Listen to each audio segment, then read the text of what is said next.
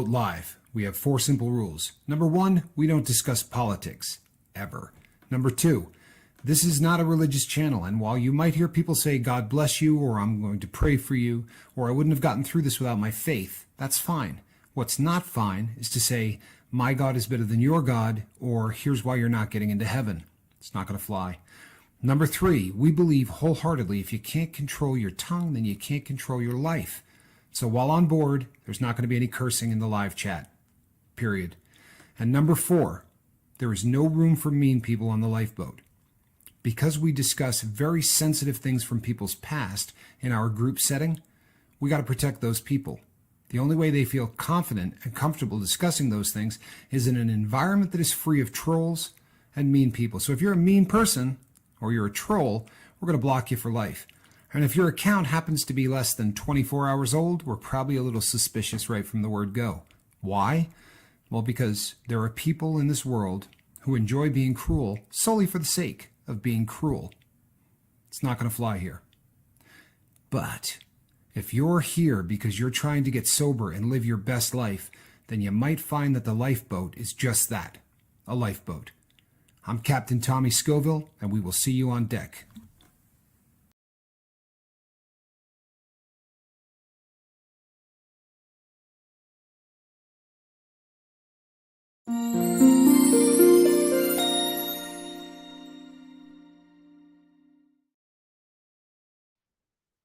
Hello, everybody.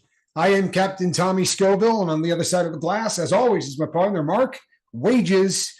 So, this has happened to us more than once here on the lifeboat, and I guess it probably should not be a shock because of the numbers that we spit out all of the time. It's almost shocking that this doesn't happen more often. But we were, trying to come up with what we were going to talk about. And there's usually it's not like we've got to invent a topic. There's already a bunch of them. But what we have to do is choose what we're going to do at any given time. And today we chose to talk about mental illness and self-medicating mental illness, because drugs very often become, people use it as antidepressants. They use it as tranquilizers. They use it as, uppers. If they're depressed, they try to smoke, their way out of it with meth. And there's a lot of this that goes on. But as we're putting this together, the news came out of California that I'm sure most of you had heard. It's all over the internet. Aaron Carter was found at 11 o'clock this morning in California in his swimming pool. And you know what? Mark can probably do a better job of this article.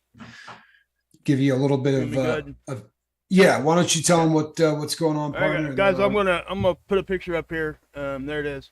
That's Aaron Carter when he's young and when he was old, and I think that's a mug shot on the right. But what I'm going to do is I'm going to read just a couple paragraphs of this article written by TMZ, and just to give you guys an idea of what actually happened here.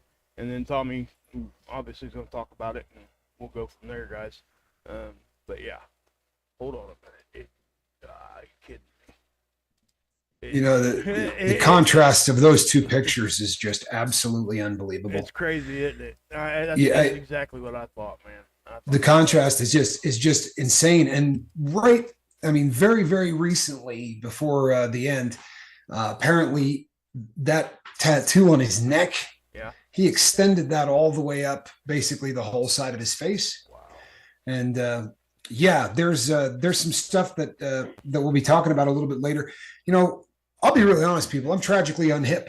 You know what I mean? When I've heard the name 100 times, because they're always talking about it on places like TMZ, and the kid's always in some kind of trouble, and that's unfortunate. But I didn't know who the hell he was or why he was famous. Right. To be really honest with you, I didn't have any idea at all. But after doing a little research, this is just a tragic story. It really is. It really is. So yeah, I can go ahead and read something for you if you want me to. Okay, go knock yourself out. And just a little disclaimer here, guys. He was the brother of Nick Carter from the Backstreet Boys. Okay, he did some albums when he was really young, and then did one like in early 2000s. And if anybody's ever heard the song, and I'm sure you have, "I Want Candy," that was him. Okay, I want candy. I mean, I ain't trying to sing out there for you guys, because I ain't trying to break my computer. But Good Lord, no. So let me just read this for a second, guys, and it's just going to be kind of run down what happened here. And this is from TMZ. I'll leave a link after the live stream if you guys want to go check it out, or you guys can just Google it. It's really that simple. But anyway, it says at 4:53 p.m., Aaron's fiance Melanie Martin told TMZ, "My fiance Aaron Carter has passed away. She loves Aaron with all of her heart. Please respect the privacy of my family." You know, all the typical things there that people say. It says the Los Angeles County Sheriff's Department tells TMZ Aaron's house sitter found his body in the bathtub and called authorities. Okay, so yeah, I've heard pool and I've heard bathtub. Right? I don't. It's really weird here. This is why it's just kind of odd. So I'll just keep reading here.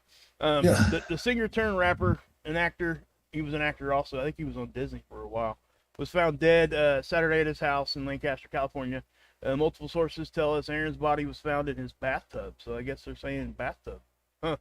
Law enforcement sources tell TMZ they received a 911 call Saturday, 11 a.m., which would have been, if you're on the East Coast, guys, that would be what, Tommy, 2 p.m.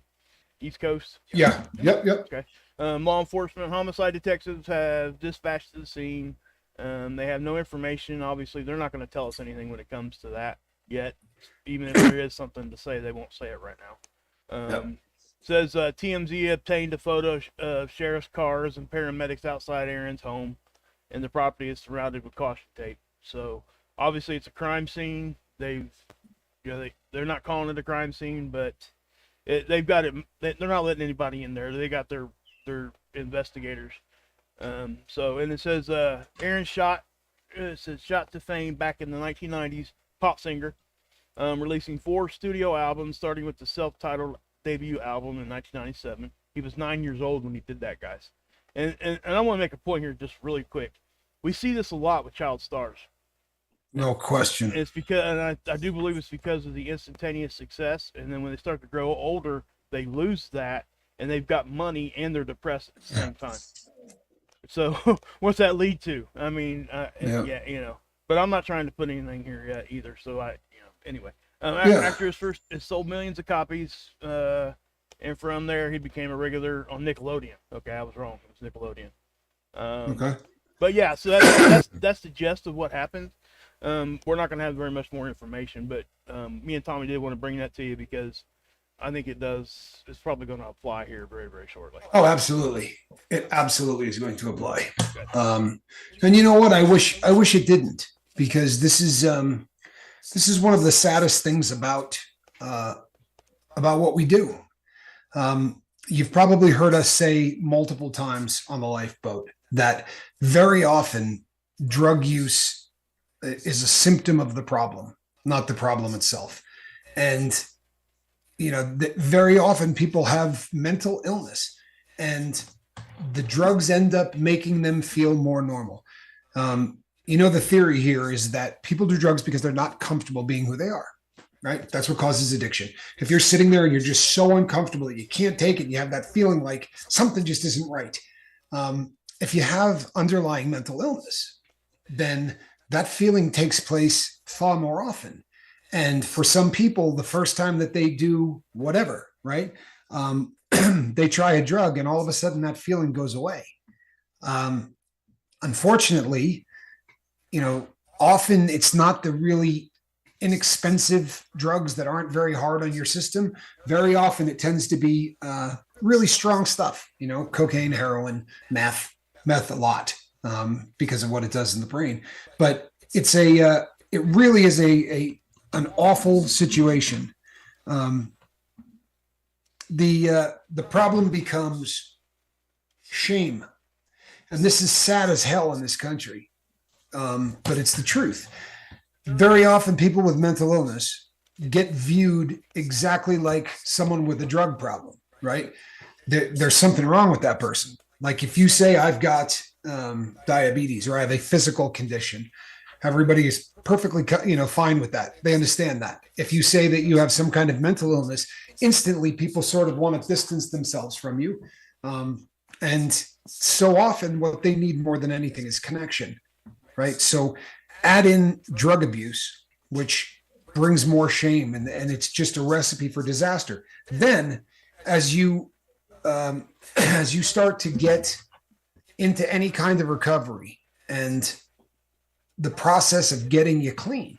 So you're 2 weeks in, you've detoxed off of whatever the substance is.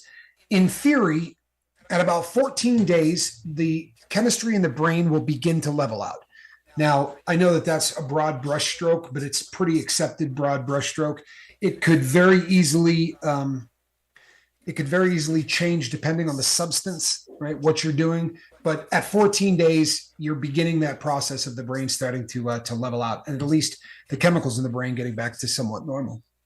And if you have an underlying mental illness, when the substance is gone, that has been a crutch that has made you feel more normal, but not like it does for the average addict. This is considerably worse than that. It's living on two different areas, just absolutely haunting the person with the problem. And so very often they don't get the help they need, even if they go to rehab or even if they try to get clean. If there's a fine line, between being depressed and having depression, right? If somebody you love passes away, trust and believe you're going to be depressed, right?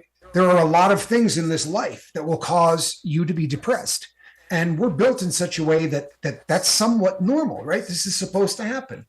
The problem is if it doesn't go away, and if it very much like a drug habit, if it gets to the point where you can't function, right? If you can't get out of bed because of how upset you are, you need to get help. And the people around you need to be supportive. So as we've said so many times, if your family doesn't rise up to meet the occasion, then create a new one. There are people who are going to understand what you're going through. I personally would never look down my nose at anyone who had any kind of a problem with, depression. I'll tell you right now that I went through bad depression. And it really was a difficult thing to get under control for me. And I wasn't sure whether it was, I was missing my best friend, right? That brown sticky substance that you get from south of the border. If I was just missing that friend, which was a distinct possibility, or if it was something deeper. But after, a year of sobriety, and I still couldn't get out of bed and go function. I mean, it wasn't like I stayed in bed 24/7, but I definitely wasn't living a normal life. And it was just becoming really obvious to me that I needed to go talk to somebody. And for the next 6 years, I went in for regular counseling. And by regular, I mean 3 times a week. So it was about an hour, 3 times a week. It really is. Is that Lisa? Yeah, Lisa K. Yeah. Says depression is terrible. It is. It absolutely is. And people are not going to treat you like they would if it was a physical thing. You really do get crapped on. And it causes so many people to hide what needs to come out in the sun more than anything. There really is something amazing to just putting it out there.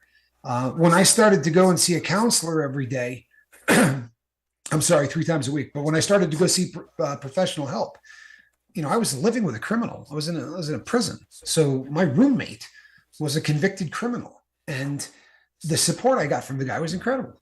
Ain't that amazing? That's amazing. Well, it really is. I mean, we had a very long talk about it, and this was not. Sometimes you get some people that aren't very bright. That's one of the reasons people end up in prison.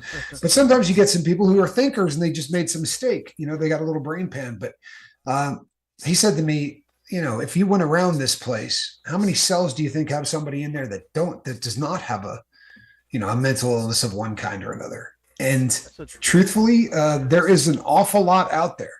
There's a lot of mental illness out there. It's the hardest subject in the world because how do you define it? Right. I know I'm going to catch flack for this. On the bright side, there's none of them here. So let's talk about them. Uh, the people who are growing up in the youngest ages right now, the kids who the millennials, the kids who are just coming up, into adulthood. This is a generation that was taught you should never have to feel bad for any reason. You know, Yeah, it's we shouldn't feel bad, and we should get results immediately. exactly. And let me And if you, go ahead. yeah, if you're not feeling right, don't worry about it. There's a pill for it. Yep. And many people in that generation, got on antidepressants when they were 6 and 7. I'm not a doctor. That scares the crap out of me. Yep. But I can't speak to it intelligently, so I'm not going to. Let me say this real quick though. It was like the childhood drugs that you were just talking about there. We talked about yesterday about some drugs that they would give you when you were a kid, like Prozac, that have the reverse reaction on somebody that ain't messed up. Yeah. So how are we supposed to view that when we're looking at a child? I mean, that would be so hard to diagnose and keep track of, in my opinion, especially if you're trying to self-medicate. Yeah, It's crazy. The self-medication thing really becomes, it's one of the scariest problems out there. By the way, Equisize says, just gone through a separation myself. It's hard, but I think about all the time I can spend doing whatever I like. And I'll tell you why I highlighted that, because there are people who have gone through breakups who can go, yeah, you know what? That's the better way to look at it. No, it is genius, is what it is. When you find yourself in a situation that really drags you down, and separations, I don't care how much you dislike the person at the end. This was somebody that you shared a part of your life with. And more often than not, there are attachments there that at one time was very, very strong. I've been through plenty of them. And it's a difficult thing. But if you can start to focus on something other than the misery of the breakup, you are going to find yourself in a much better situation. Yeah, our family's going to see stuff, right? And that's kind of what Blue Dazzle here, her comment. My family believed that I didn't need help, and just to shake it off. Handling it on my own got me in trouble, and then guess who would be mad? That's a crazy cycle, isn't it? I mean, this is what that's something that I think that is more prevalent than not. We see that a lot. Oh, yeah. Make no mistake. Especially, one of the things, and you try not to be angry at them, right? Our parents, our grandparents, you have to understand that we always look at them through the lens of 2022, right? Well, that's not when they grew up. So their perspective on life is really a lot different than ours. And, the treatment of mental illness is not something that's hundreds of years old. I mean, they used to hit people, drill holes in their heads. I mean, there was attempts, but the actual, sort of scientific approach to treating this, or pharmacological approach to treating this, is a really new thing. So very often, that generation said that was their thing. Walk it off, walk it off. You'll be okay. You just need to get up. You need to shake this off. And obviously there are things that can't be shook off. It's really, really tough advice. If your chemicals are messed up in your head, guys, I mean, we talk about brain chemistry all the time here, and we usually relate it back to addiction, right? But there's also brain chemistry that keeps you happy and keeps you at a normal happy, not something that has to be, given with an opiate, but I'm talking about just living normal life and how your brain fires to make you get those small amounts of feel-good chemical that's supposed to happen. Without that, we're not motivated to do anything.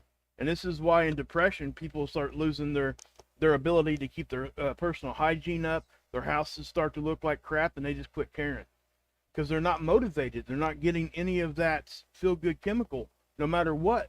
It's just not coming. And I think it's a big thing, because I think that a lot of these people end up falling into addiction because they're trying to find that. So no question. Yeah, and I mean, when again, it just gets back to that we're uncomfortable in our own skin. If that feeling is amplified, it's not just I don't feel like I fit in. No, if it's I can't even get up. And the first time you start doing a drug, that drug helps you. Now we're into the cycle, right? Now that's self-medicating. And I've known people that, did dope every day for 15 or 20 years when they could have got on, one of the newer antidepressants, not the tricyclic antidepressants that they first came out with, because those got abused to beat hell too. But SSRIs, there are so many of them out there that if you talk to a professional and there's one that's going to help you. I needed them. I really did. And I thought that nothing was going to work because I went through about 9 of them. And I'm like, no, man, this thing gives me the shakes. No, this stuff, I can't think when I'm on this. And it was just one after the other. I think it's probably easier in prison too, because you just want to yell at somebody anyway. No, this doesn't work. Yeah, sure. On the real world, you might not want to do that. I was the same way. I was on Cymbalta for a long time, guys. Cymbalta? Yeah. And I have relatives on that. It worked really well. But make no mistake, when I decided to come off of it, I couldn't just quit cold turkey. That's something that you cannot just stop. And that's another issue with self-medicating, because oftentimes we think we can just stop. Right. Not happening. So Summer said, my dad went through depression from a breakup after 20 plus years. He just died from the fentanyl overdose on the 3rd. My heart is broken. I'm trying to stay strong on my recovery road. Summer, when my father passed away, it was not last February, but the February before it. I know that nobody knew what I was going through. And people would say, you know what, I just lost, my dad. I know what you're going through. No, you don't. And I don't know what you're going through. I don't know the relationship that you had with your dad. But one of the things that I can tell you is that although you never get over it, I think about my dad all the time. There's always something that makes me think of him. But you get to a point where those memories put a smile on your face instead of a tear in your eye. There's a point at which it changes. And I know that it's not the same for everybody, because even within my family, I've watched people that, just are wrestling with it, and people that got over it really quickly. And, the amazing thing is my brother Johnny and we're so similar in so many ways. It's just crazy. But the way that we, have dealt with my father's passing has been unique. But trust and believe there's a lot of people here that would be willing to listen to you. You can drop me an email. I would be more than happy to listen. I really would. She did make a comment saying she was happy that she found us here, because. Oh, that's great. And awesome. She said he was the best dad in the world. Yeah. Well, I can say I understand. Yeah.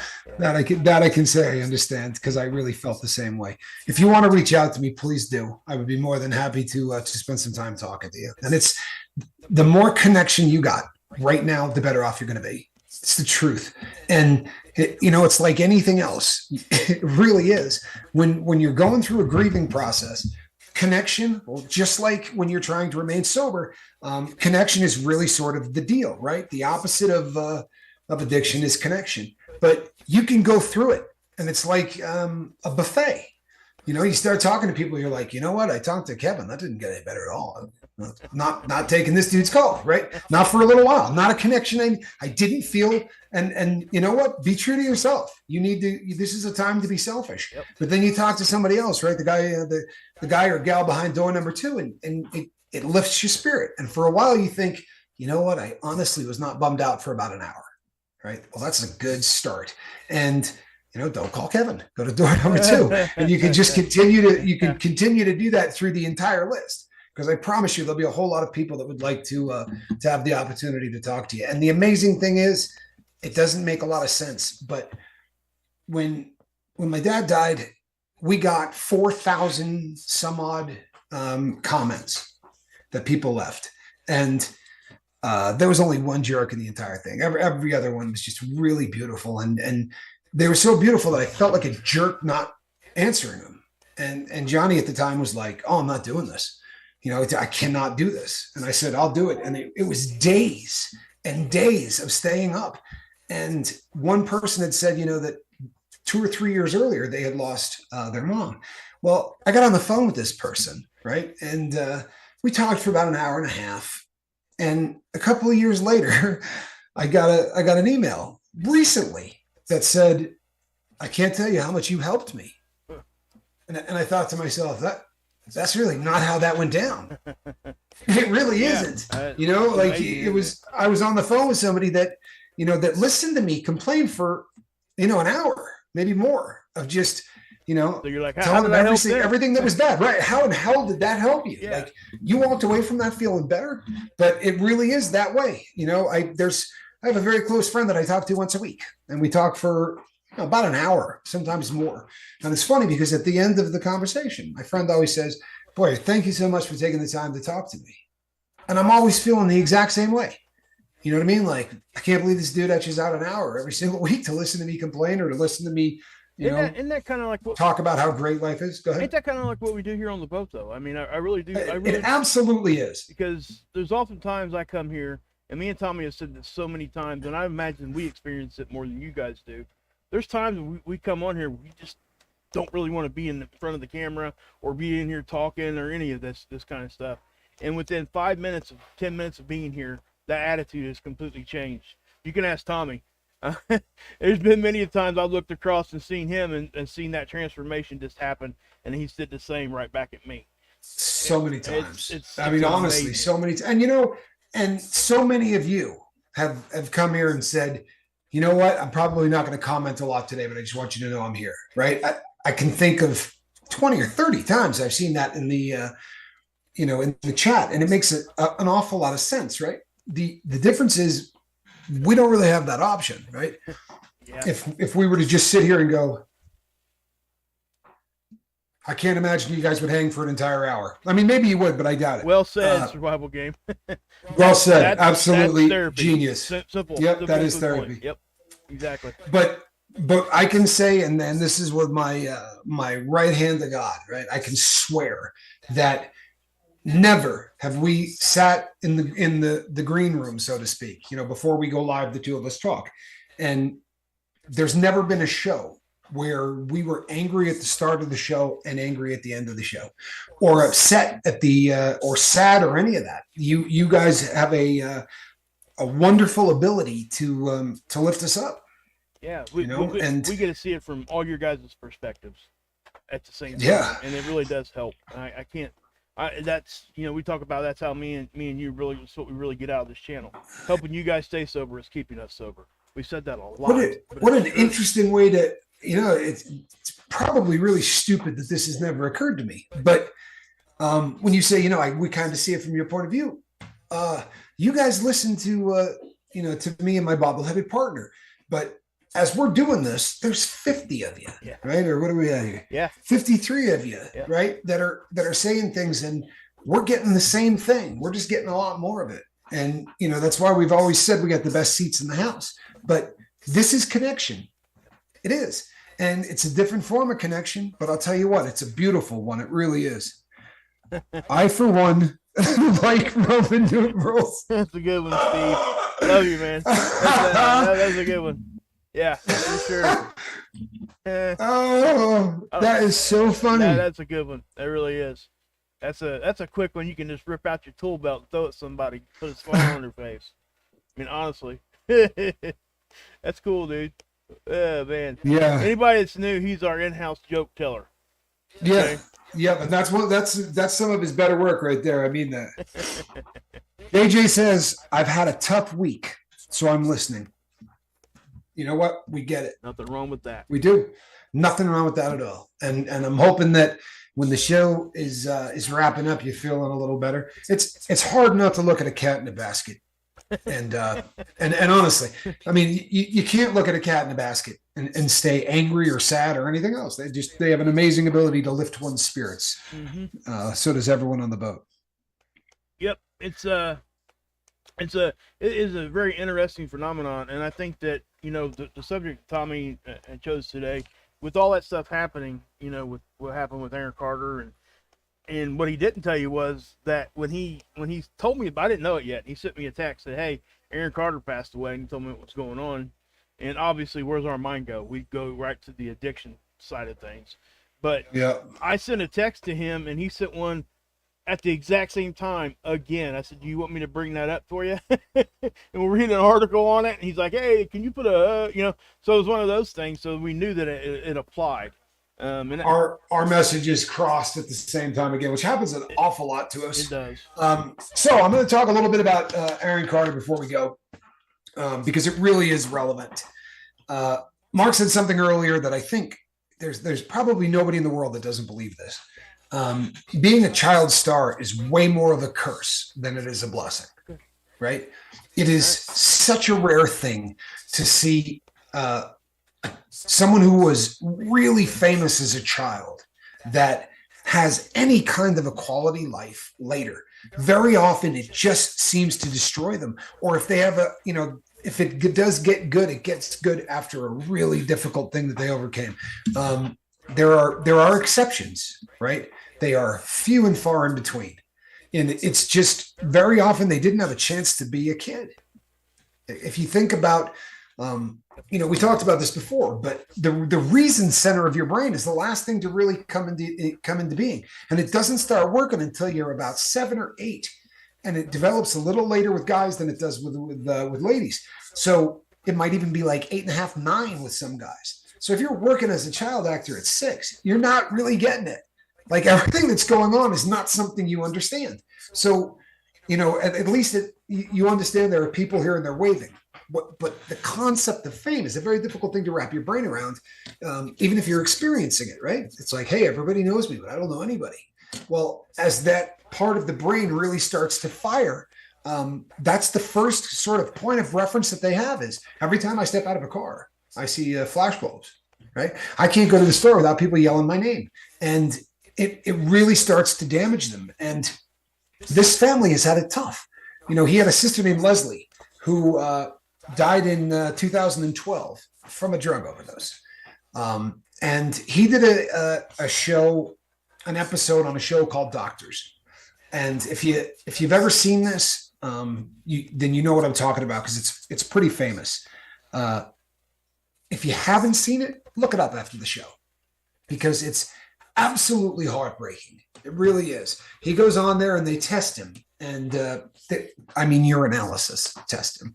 And he fails for marijuana. He fails for, they said long release opiates. Then they said hydrocodone, which is not a long release opiate, right? That's a fast acting opiate. So my assumption is that he had that in there. And on top of that, there was probably some OxyContin or something that is a long release, right? It has a release chemical in it. And then on top of that, benzos. And he comes clean and says, but my real problem is that I'm huffing.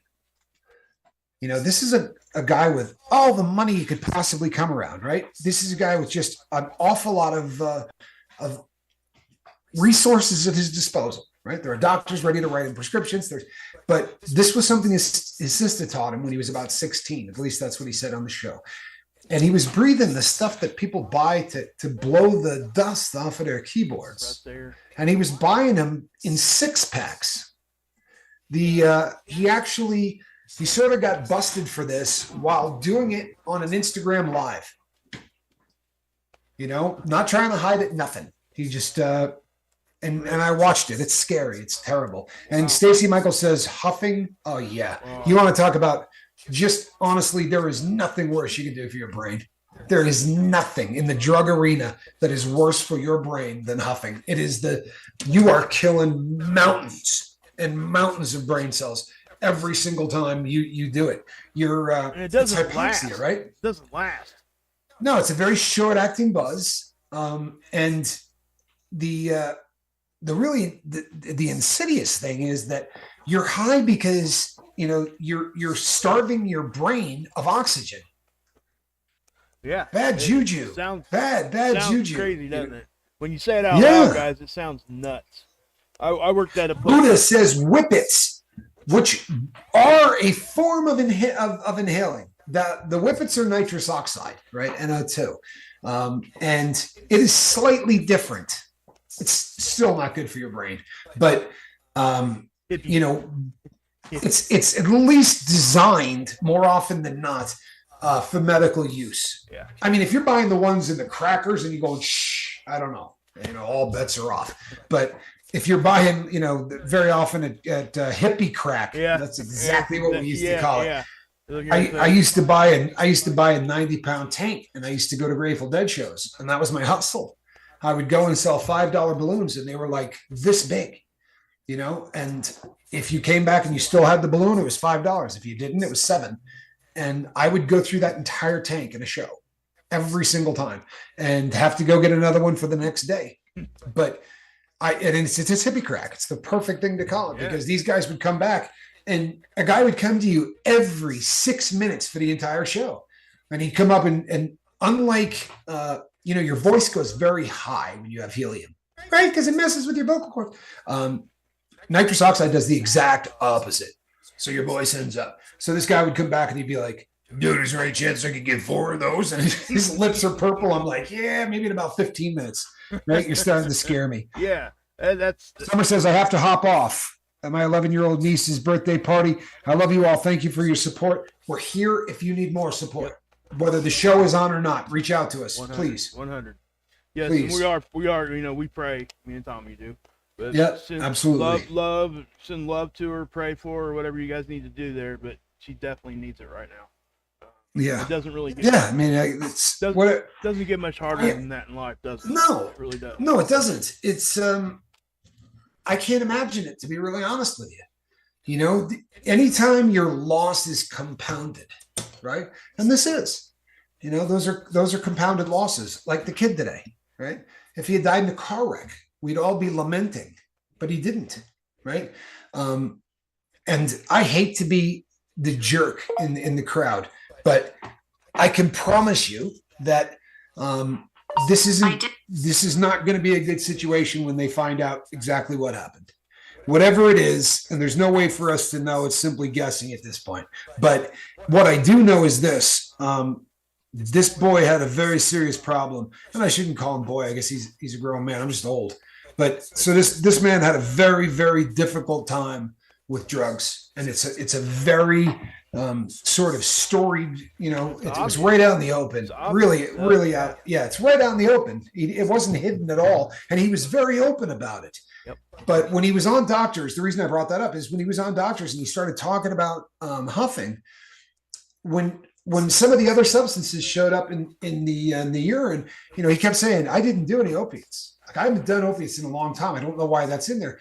And they came to the conclusion that maybe the huffing, did that. And I don't know. Honestly, I don't. But that was his story, and he was sticking to it. But he was also taking gabapentin, right? There's a whole host of things he was taking. But he said the reason that he was taking the benzos, right, because they said that that's an addictive drug and blah, blah, blah, was because he's suffering from mental illness.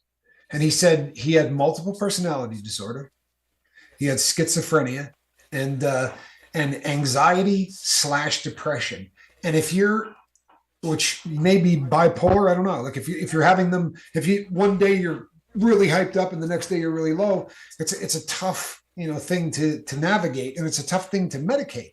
Jimmy Pickles, good to see you.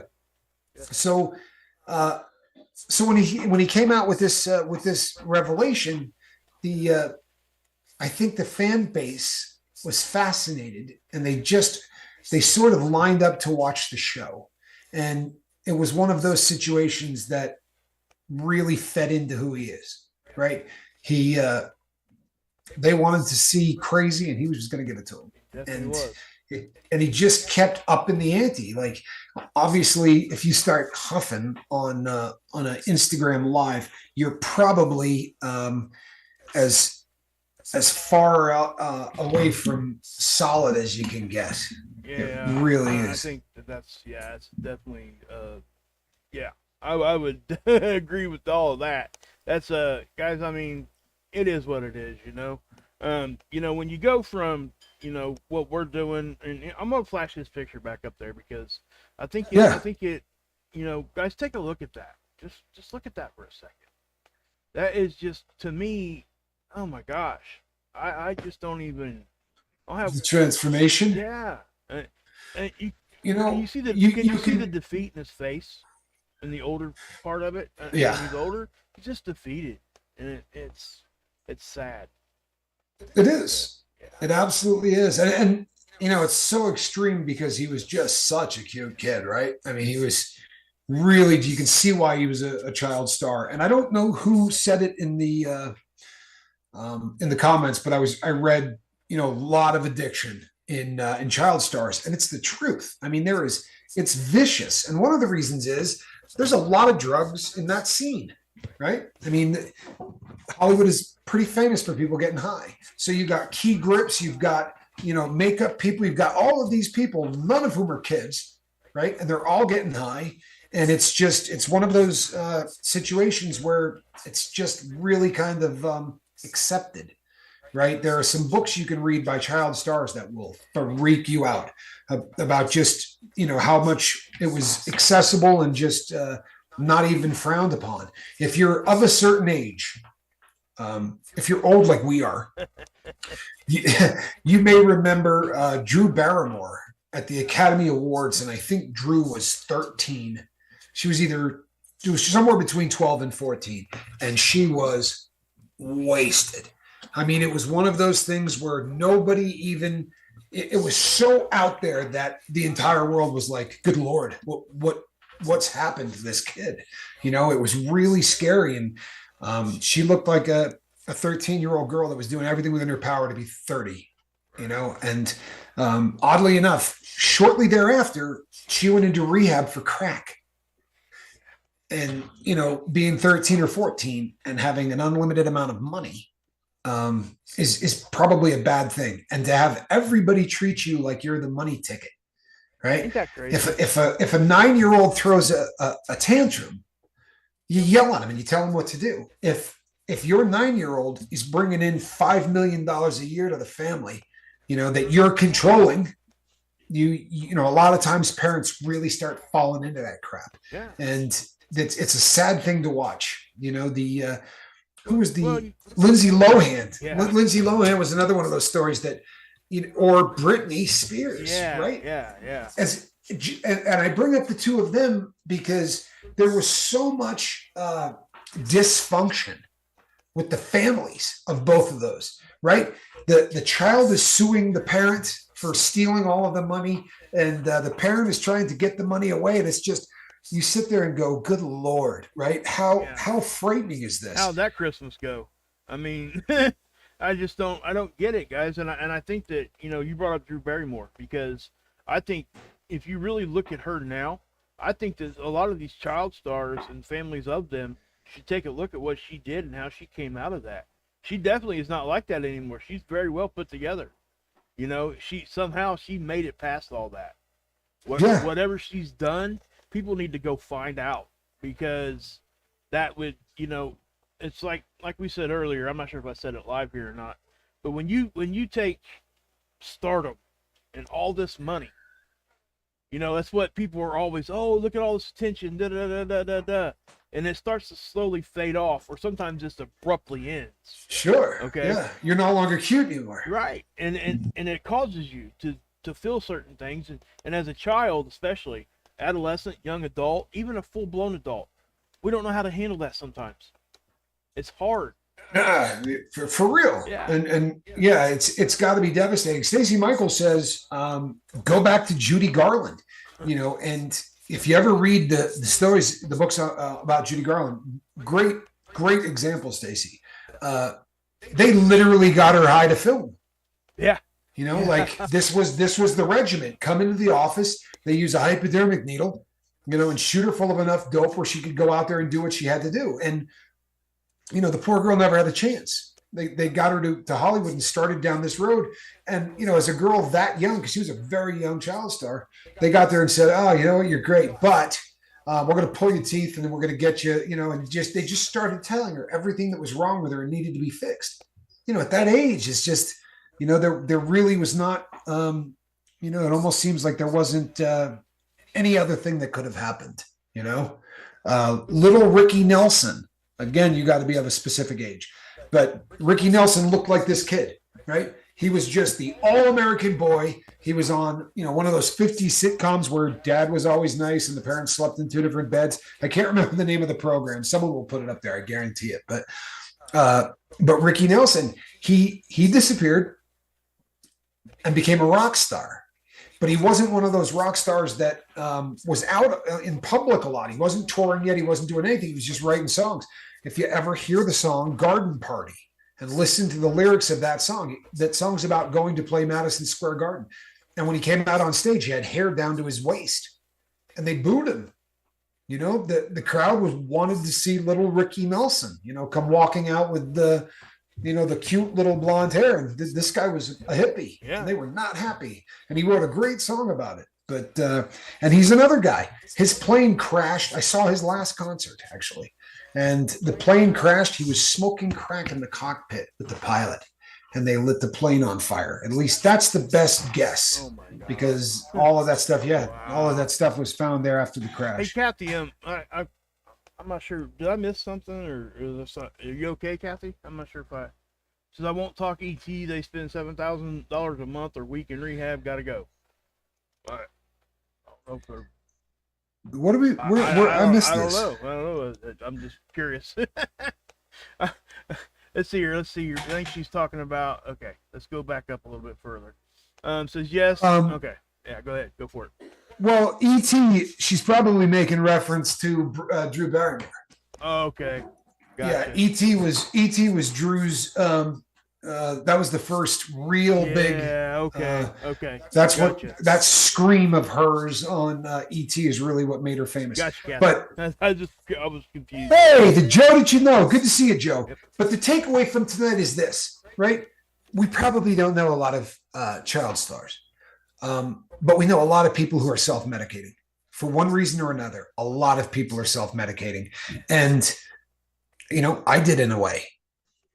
I did. It was, I basically couldn't live without a certain medication. Now I live without that medication. I use a different one, but it's the same concept. If you're really struggling with depression, or you're really struggling and you feel like, you know what, I've got the dope out of my system, but I'm hearing voices, right? Or any of the kind of things that, there are people, you hear stories all the time of people who did dope to make the voices stop. If you're hearing voices, you need to go see a doctor, right?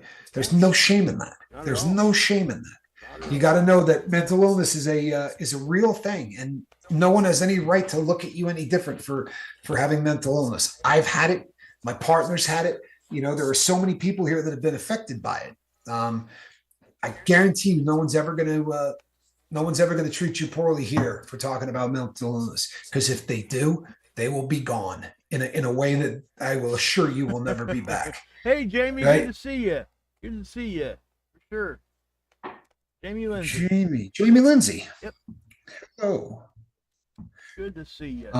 I think I missed What'd you miss? I think I missed a good slap on Miss V. Whenever she says thanks, Leisure, it's usually because Leisure took a good shot at her. That's true. That's very true. Stacey Michaels, you know what? I would love to have dinner with Stacey Michaels. Your references are always, spot on for the my age. I guess we're old.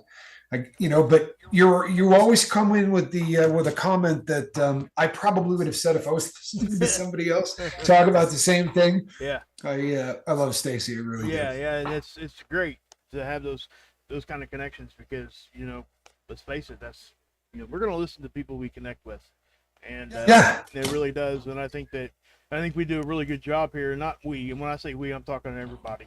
Right. The boat. Yeah, the boat. We. From young to old, we somehow include everybody. I don't even know how we get it done, but we do. It's a great crowd. Yeah, and I think that everybody has left their ego and their pride at the door when they come through here. I really do. That's really where I think it's at. You got to let all that go. So come in here with expectations of anything. Just come in here just to get better and feel better. And I think that's what we do here. Hey, Flamin', what's up, brother? Hey, thank you Jackson. Thank you so much for perfect timing. Yes, for sending me and Tommy that article. That was awesome. The show we did. Was it yesterday? Was that the show we did on yesterday? Yes, it was yesterday. Yeah, yesterday. It's good stuff, man. I love you, brother. For real.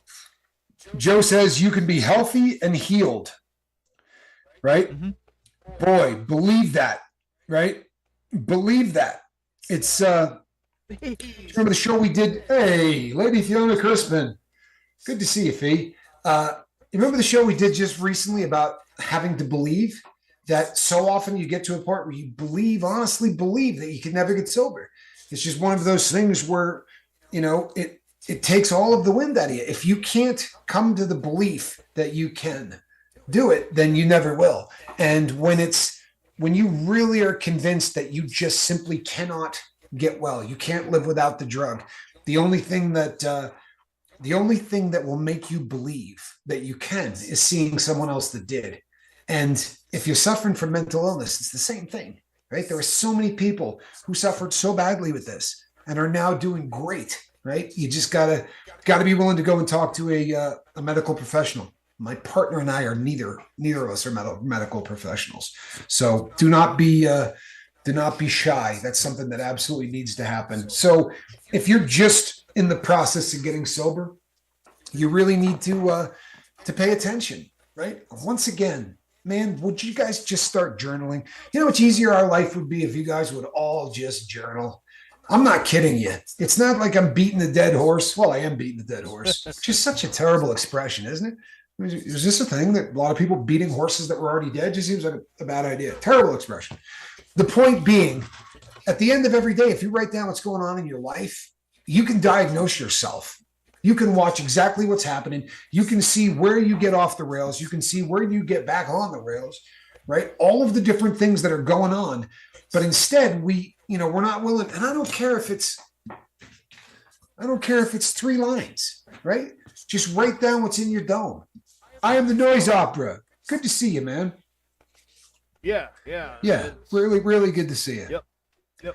Alan, I can't tell you how much I'm appreciating you being here this past couple of days. I miss you sometimes.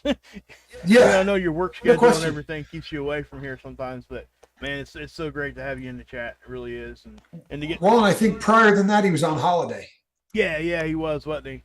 Yeah, and for anybody that doesn't know what holiday is, that's what they call vacation down under in UK. I do get a kick out of all of those things. Fiona gets me with one every day. There's always something Fiona says that just makes me laugh. It's awesome though.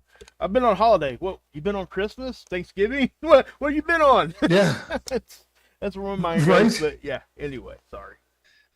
Well, the other one, you also you can go to the doctor, or you can go to the hospital. And like in our country, if you say, hey, I went to the doctor, most often people assume that you did go to a hospital. But in Australia, it's usually one or the other, and going to and they don't say the ever. You're going to hospital. Yeah. Right. Going to hospital. And since Fee's daughter had been going through this, there'd been many trips to hospital. Yeah. And back. So I tell you what, there's one more thing I'll bring it up because it's kind of funny. Sure. My wife, her family's from Illinois, northern Illinois, and they do this, and I know you guys are going to understand exactly what I say when I say it, but they'll say, hey, we're going to the store. Do you want to go with? And they stop. I'm like, with what? With who? What are we doing here? That's a big thing on the West Coast too. Is it? Everybody out here says that. Yeah, I say that actually. Yeah, and it's fine. I even, I hate to admit this, but every once in a while I catch myself doing it. Don't let my wife hear me say that. Right? She's sitting on the couch across from me. Joe, I love this comment. Joe says, yes, helping others is good. Is a good thing. Coloring helps with stress. No question. It really does. I do it, and I do it on the phone or the iPad. So it's like an electronic paint by numbers kind of thing, right. But they're very, very complex, and they knock me out. They're such a great relaxation. And then he said, models take you out of your own head for a bit. And that's the key, isn't it? Any of these things that take you out of your head. That's the gift, honestly, that I probably took away from being incarcerated. When you're in a really small room and you're in there maybe with a guy you don't like, and it's just, what you need to do is get out of your head and get out of the room. You really have to get to a point where you can, sort of detach yourself from where you're at. And I think that that's a skill that has served me well after getting out. My daughter does something that is, I think everybody here would benefit from. And that, I'm not sure, some people don't even know what this is. They're called diamond paintings. And, you know what it is there's these big mats and they got pictures already there, and you take these little there's little glass pegs, right? And you take tweezers and you start filling them in the colors and stuff, and you can actually, I guess you just get it wet, I think, if I remember right, or you could put some sort of a covering over the top, and it becomes like a painting you could put on your wall. Somebody gave me one on the lifeboat. You remember a long time ago? Yeah, yeah. Oh man, how bad is it that I don't remember who? Yeah. It's I have it upstairs. It was a very, very cool painting. I'm trying to remember. Yeah. No, the brain's not working today. I'll show you guys one real quick. She just brought me one. I'll put myself on camera. Oh, nice. I'll put myself on camera. And Lady Fiona says, I color every single day. And these really are good things, right? Get yourself out of your own dome. Hey, see that? See, you may not know this, but that little guy is always somewhere near my bobbleheaded partner. Yes, it is. Yes, he is. That's great. Always. And here's one more. Let me show you. This is what was his name? Grogu. Grogu? That's his name. There's another. Oh, nice. Yeah, and she did like this fall scene for her grandma, made a huge one. It took her hours. Hey, grab my stuff. But no, she's very, very good at it. She did a few TikTok videos. Grogu stuff. And Grogu is from what? The Mandalorian. The Star Wars. Yeah. So I want to show this for survival game. Nice. See, that always nearby. There's my neck brace that I had to wear for like 4 years, and then this hat right here. I was over on survival game, and that's what I won. That is the grand champion. It's not charged. Hat from SG's. This thing here. The night that This thing here. You charge it. It's pretty cool. See. Right. It's an electronic hat. Yeah. Because you probably need a little bit more electronics in your life. Yeah, you actually. If you were just thinking to yourself, I need one more thing that I can plug into that little phone socket, whatever it's called. Yep. But yeah, once I get my, I'm actually setting up a studio, a little bit of one in the other room. Once I get that, you might see my face a little bit more. I don't like having my camera on with everybody running around my house. That's a lot. That's really kind of why. That and John says the opposite of addiction is connection. Yes, it is. And somebody probably said that before I did. I'm sure that I don't know. Maybe I got to believe somebody said that before I did. But because it just does seem like one of those things that's really logical. But on just to give my daughter a little bit of props here, she actually started a TikTok. A long time ago, and did she was doing Titanic diamond painting, and she would just show herself doing a minute or so of it, right, because of their shorts over there, and she was getting hundreds of thousands of views on her videos. It was crazy. Loving it. Yeah, it was pretty awesome. Of course, obviously she's not doing it. She really just didn't. TikTok is not the platform for probably a lot of younger people. But look at Lady Kurtzman.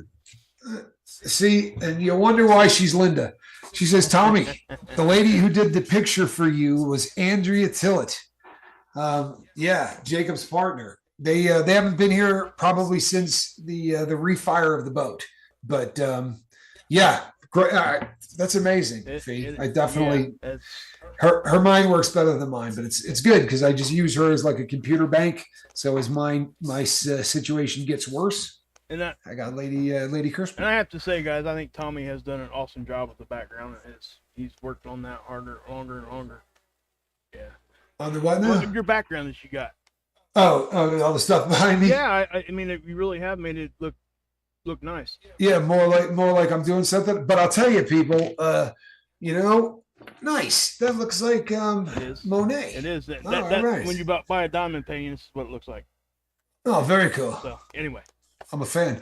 If you wear one of these hats long enough, they just get dirty. Like this, you know what I mean? Like I'm always doing this one, and and then it gets hung, and over time it just sort of gets beat. So The time has come to retire the hat. It is just one of those situations where I'm telling you, it's shot. Why don't we get you like a ball cap or something like that with the captain's thing on it? Might be a little more comfortable for you. Well, you didn't think I was going to do without one. I just mean that one had to go. Oh, you're gonna get a brand new one. Okay, I'm with you. Yeah, okay. This is my new look. This is my new look. See, it's much whiter, right? Okay. And yeah, no, I can't get rid of that. I was wondering. I was like, no way. No, we talked about this at length before we did, didn't we? Yeah, I was like, man, you ain't changing that up, dude. That very is no way you're doing that. That's your snake, man. Yeah. I don't leave the house without it. The lifeboat Scotch Guard helps with hats. See, that's good information because this one is brand new, and I don't want it to end up like this one. I was going to ask you because it was brighter when you put that on there. No, this is a much whiter hat. Yeah. The other one is going to become my going out. So if I'm at dinner or I'm working in the yard or doing something like that, I'll have that one on. There you go. I don't ever take it off. I mean, it's on 24/7. I sleep with this thing. Yeah, I bet you do. I actually had a question the other day. I get the funniest questions, man. But one of the questions that somebody asked me was, do you wear that when you go out? And I was like, no. One day I had to run to 7-Eleven to get because the cat had chewed through another set of headphones. Yeah. So I've had to do this like 4 times, and I had to go there as fast as I could. So I jumped in the car, and as I was walking up, I had on a polo shirt, right? Uh-huh. And it was probably pink. And then I had like the shorts or pants that I had on it was the worst outfit in the entire world. And I had my hat on, and I didn't notice any of it until I got to the door. And I just thought, everybody here thinks I'm a loser. Like they're all going, who is this dude? She says, hang a hat on the wall. That's what Lynn. You know what? That's not a bad idea. That is not a bad idea at all. Squirrel can sleep in it. Squirrel doesn't even fit the basket anymore, Fee. I really dig your watch winder back there, though, man. That's pretty cool. Oh, and there's a lot of really great watches in there too. There really is. That's some of the. Those are the ones that I actually wear all the time. Auction the old one. Man, nobody would buy my hat. It's a nice concept. You gotta sign it. No one would buy this hat. Right? I gotta put it. Yeah. Just kidding. He did wear it out once. Yeah, Fee called me on it. I may have been talking to her on the phone that day, actually. I may have even been FaceTiming her, and she probably just didn't tell me that I had it on. She's just like having it on. Cold-hearted. Kind of cold-hearted if you think about it. You know what I mean? Yeah. Like I'm sure she had the ability to. Hey, Tommy, take that. Like one of those ugly sweaters from Christmas. Yo, there you go. Alrighty, people. This was fun. You know what? Thoughts and prayers going out to that family of Aaron Carter. They have, you think that life is going to be fantastic. You got one kid in a rock band. You got another one doing great. You got a daughter that's modeling. And, it really is an ugly thing. And whether today's final episode was because of drugs, he got there because of drugs. Yeah. Whatever's been going on in his life, drugs got him there. And they're freaking evil. They really are. His cat waits until he falls asleep and then rips his headphones out of his ear and chews on them. Yes, that's Squirrel. That's Squirrel. And don't forget to send prayers and good thoughts to Summer and her family. Absolutely. And if you see Summer reaching out, you know what to do. Yeah, answer, please. Right? I don't even need to say that. You don't. I mean, and anybody listening to us is kind of new here. Remember, we have the Facebook group, and it is in the description box. I didn't see Charlie here tonight. Is he missing? Or did anybody else see him? I think he might be working today. Okay. I swear I saw something here that made me laugh, and we'll leave on it. But what was the most useful? Well, I mean, what was a more useful invention than the first telephone? The second telephone. Yeah, like I was never impressed by the guy that invented the wheel. Exactly. The guy that came up with 4 of them at the same time. Now that was a hell of an idea. Yeah. All righty, people. We will be back tomorrow night, and boy, you know what? It would be fun to just do a fun show. It's kind of been heavy. Yeah. But we're gonna have fun tomorrow. I promise you. And I will be right here. So will my partner, the other captain, Mark Wages, and getting so heavy to lift. And this is a cat in a basket. Good night, everybody. We love you. The cat is, I'm not kidding you. She's a porker.